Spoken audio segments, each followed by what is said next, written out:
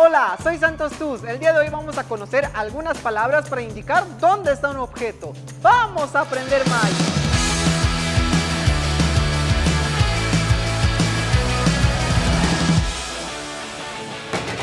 Indicar dónde está un objeto.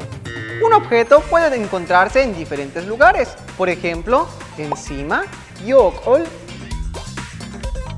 o debajo, yanal, enfrente, actan,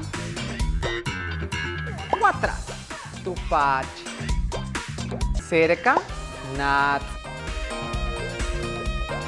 lejos, nach, o en medio, chumuk. Y esas fueron algunas palabras para indicar dónde se encuentra algún objeto. Koshkanik Maya, malo, kanantaba. Bueno, cuídate.